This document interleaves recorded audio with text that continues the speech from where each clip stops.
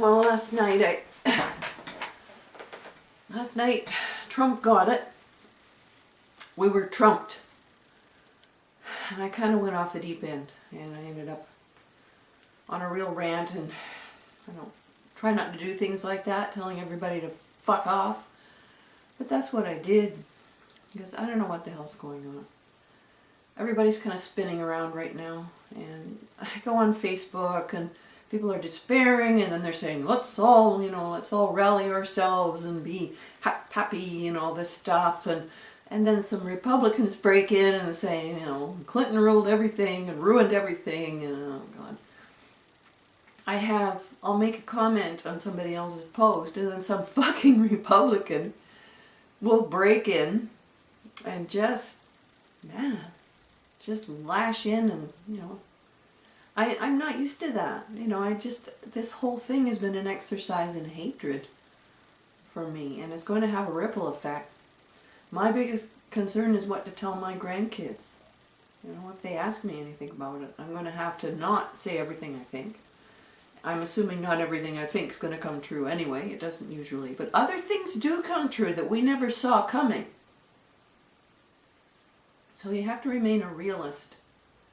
Right now, and there's so many things, you don't know where to start. Well, my main concern is, and then you think of about 50 more, his approach to the environment is cavalier, to say the least. He says, we'll keep a little bit, meaning of the natural world, I guess. The rest will be consumed by business. And he's hiring climate change skeptics and unbelievers.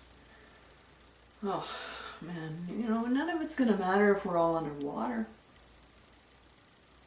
And that's the thing I worry about the most. Our Earth it's coming apart, seriously, already. I try not to think about it too much. Obviously, I try not to think about it too much. I don't want to be in a fucking mental hospital. Do you? If you think the world is coming apart, meaning the human race is done, how do you get through the day? How do you stay cheerful and enjoy making cookies and hang out with your grandkids and your friends? How do you do that? The climate change scientists are correct. They know what they're talking about. We have very little time left. And it is a political decision. It has to be voted upon, and it's not going to be. Now, every time there's another disaster, another flood particularly, or another wildfire, another hurricane and tornado, and those things too are in the same cycle. People think, oh, that can't be, but it is. We don't put the pieces together. This is the thing that bothers me the most. The human race is lousy at putting the pieces together. We just don't do it. We see this over here and that over there. Oh, surely not. When I was growing up, the idea that humans could do anything to the climate was ludicrous. You might try to seed the clouds to make it rain. That was it. But now I understand cause and effect, and I understand the domino effect, and I understand weather systems and patterns. It's all connected together. All of it is connected together. And we ain't seen nothing yet. I only know a little bit about this. And it's not like a little knowledge is dangerous, because I know an overview, because I don't want to know too much more, or how am I going to be getting up in the morning? How are you?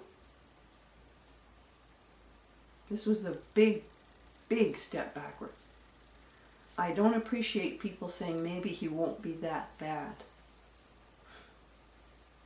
Well, maybe they said that about Hitler. I don't know. He won't be that bad.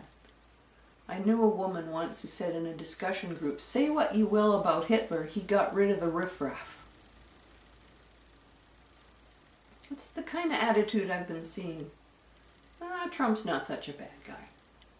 And even moderates are starting to sort of say, well, I guess I know, making the best of it, sure, you have to make the best of it. What else can you do? You've got no choice but to make the best of it.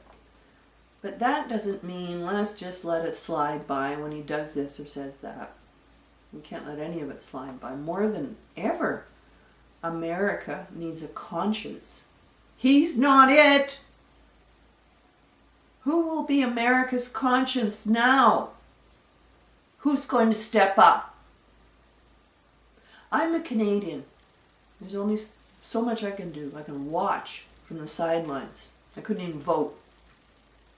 But I do know this.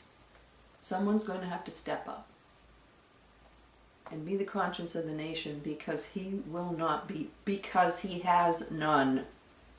He's the most dangerous type alive. He's a sociopathic billionaire. So if I were a praying person, I'd be praying, but I'm not a praying person anymore.